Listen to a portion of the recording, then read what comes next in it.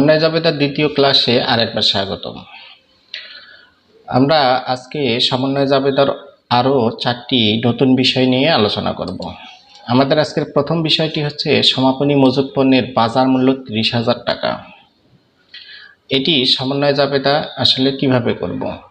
আমরা জানি যে সমাপনী মজুত পণ্য প্রতিষ্ঠানের জন্য একটি সম্পদ এবং এই সমাপনী মজুত পণ্য বছর শেষে অবশ্যই সমাপনী শব্দের অর্থই শেষ, অর্থাৎ বছরের শেষে যে মজুত পণ্যটা প্রতিষ্ঠানের অবশিষ্ট থাকে সেটি হচ্ছে প্রতিষ্ঠানের সমাপনী মজুত পণ্য।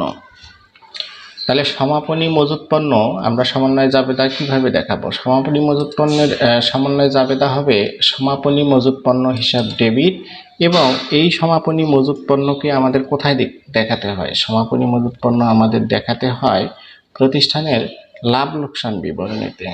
সুতরাং সমাপনী মজুত পণ্য হিসাব ডেবিট, এবং এটি আমাদের ক্রয় বিক্রয় হিসাব নামে যে একটি স্টেপ থাকে লাভ লোকসান বিবরণীতে, সেখানে আমাদের এটিকে দেখাতে হয়। সুতরাং সমাপনী মজুত পণ্যের সমন্বয় জাবেদা হচ্ছে আমাদের সমাপনী মজুত পণ্য হিসাব ডেবিট এবং ক্রয় বিক্রয় হিসাব ক্রেডিট। এরপরের যে বিষয়টি হচ্ছে সেটি হচ্ছে আমাদের বিনামূল্যে ভোক্তাদের মধ্যে 5,000 টাকা মূল্যের পণ্য বিতরণ করা হয়েছে।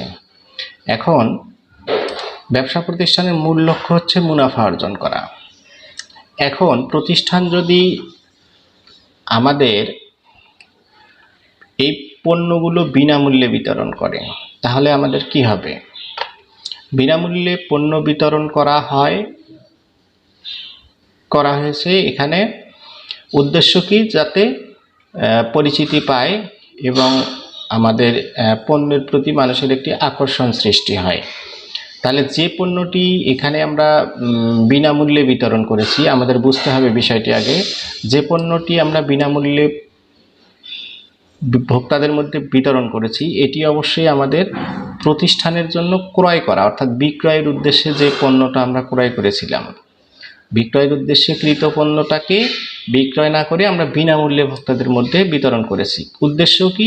প্রচার করা, আর প্রচার মানে হচ্ছে আমাদের বিজ্ঞাপন। সুতরাং এখানে যে ব্যয়টি, এখানে দেখো কোনো একটি ব্যয়ের নাম উল্লেখ নাই, যে বিনামূল্যে বিতরণ করা হয়েছে, তাহলে আমরা এখানে ডেবিট বা ক্রেডিট কিভাবে নির্ণয় করব? তাহলে বিনামূল্যে পণ্য বিতরণের উদ্দেশ্য হচ্ছে প্রচার করা, এবং প্রচার মানে হচ্ছে আমাদের ব্যবসায়ের ভাষায় আসবে, এটিকে বলা হবে বিজ্ঞাপন। সুতরাং বিনামূল্যে পণ্য বিতরণ এটিকে প্রতিষ্ঠানের বিজ্ঞাপন ব্যয় হিসাবে হিসাবভুক্ত করতে হবে। তাহলে আমরা, আর এই পণ্যটা কোন পণ্য? এই পণ্যটা হচ্ছে এই 5,000 টাকার যে পণ্য, এটি হচ্ছে আমাদের কি পণ্য? এটি আমরা প্রতিষ্ঠানে ক্রয় করেছিলাম। সুতরাং আমাদের ক্রয়কৃত পণ্য আমাদের এখান থেকে কমে যাবে। প্রতিষ্ঠানের যে স্টক ক্রয় করা ছিল সেটি আমাদের বিনামূল্যে বিতরণ করার কারণে আমাদের স্টক থেকে এই কৃত পণ্যটা কমে যাবে। সুতরাং বিনামূল্যে পণ্য বিতরণ প্রতিষ্ঠানের জন্য কি হবে? তাহলে বিনামূল্যে পণ্য বিতরণের কারণে আমরা কি করব? এখানে যে ব্যয়টির নাম দেব সেটি হচ্ছে বিজ্ঞাপন হিসাব ডেবিট। বিজ্ঞাপন হিসাব ডেবিট, এবং এটি হচ্ছে আমাদের ক্রয়কৃত পণ্য থেকে কমে যাওয়ার কারণে ক্রয় হিসাব হবে আমাদের এখানে ক্রেডিট। তাহলে বিজ্ঞাপন হিসাব হবে ডেবিট এবং ক্রয় হিসাব হবে আমাদের ক্রেডিট।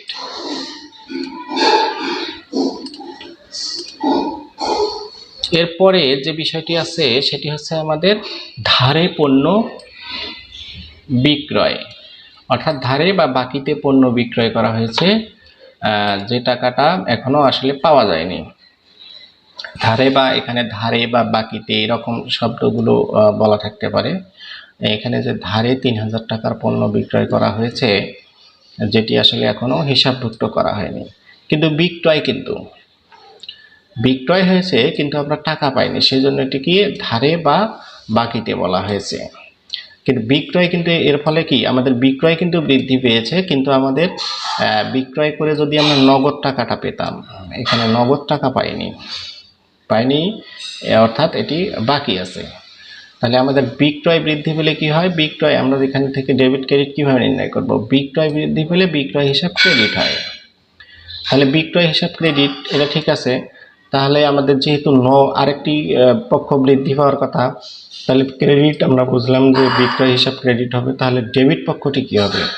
আমাদের ডেবিট পক্ষটি এখানে যেটি নির্ণয় করতে হবে সেটি হচ্ছে, এখানে বাকিতে বিক্রয় করলে কি বৃদ্ধি পাবে? আমরা জানি যে বাকিতে বিক্রয় করলে প্রাপ্য হিসাব বৃদ্ধি পাবে।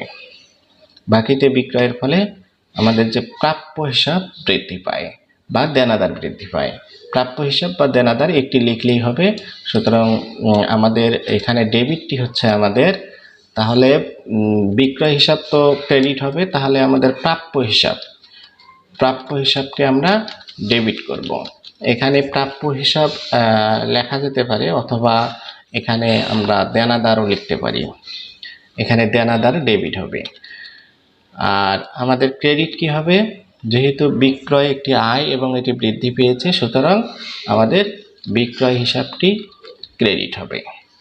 তাহলে আমরা সহজেই এটি নির্ণয় করতে পারব যে ধারে বা বাকিতে যদি পণ্য বিক্রয় করা হয়, তাহলে প্রাপ্য হিসাবটি হবে আমাদের, ধারে বা বাকিতে পণ্য বিক্রয় করলে প্রাপ্য হিসাবটি হবে আমাদের ডেবিট, এবং এটি বিক্রয় হিসাব হবে ক্রেডিট। এরপরে যে বিষয়টি আছে সেটি হচ্ছে এটির বিপরীত, অর্থাৎ ধারে পণ্য ক্রয়। এখন আমরা পণ্য ক্রয় করেছি ধারে,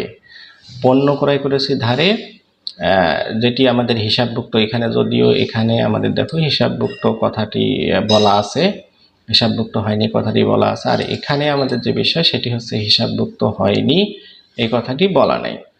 যদিও এই কথাটি বলা নাই, আমাদের বুঝতে হবে যে সমন্বয় জাবেদার উদ্দেশ্য হচ্ছে এগুলো হিসাবভুক্তই হয়নি, যার কারণে এগুলো সমন্বয় হিসেবে দেখানো হয়েছে। যদি হিসাবভুক্ত হতো তাহলে এগুলো সমন্বয় জাবেদা বলা যেত না। যেহেতু এগুলো হিসাবভুক্ত হয়নি, সুতরাং এগুলো আমাদের হিসাবভুক্ত করতে হবে। তাহলে সমন্বয়ের ক্ষেত্রে যে বিষয়টি সেটি হচ্ছে, এখন আমাদের বিষয় ধারে পণ্য ক্রয়। আমরা যখন ধারে বা বিক্রয় লিখছি, তখন আমরা আমাদের বিক্রয় করলে কি বৃদ্ধি পেয়েছিল? প্রাপ্য হিসাব বৃদ্ধি পায় বা দেনাদার বৃদ্ধি পায়। আমরা প্রাপ্য হিসাব বা দেনাদার একই বলতে পারি, একই কথা। আমরা ব্যক্তি বিশেষে একজন এককটা লিখে থাকি। তাহলে আমাদের যদি ধারে